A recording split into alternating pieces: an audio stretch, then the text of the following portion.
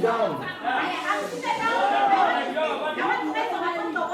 Honorable members, let's follow the procedures of this house.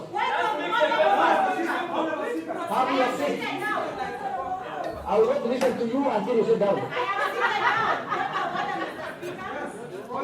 Until you sit down and keep quiet, I will not listen to you. Honorable members, Honorable Mary has raised an issue. I am in the process of answering him. Do you want me to leave the chair so that you can come and answer him? Then allow me to do my work. I will give you at the right time. Let's not live like in a market. Honorable members, Honorable Mary has asked for a question. And my duty is to make a ruling.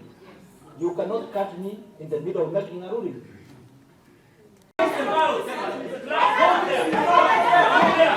on.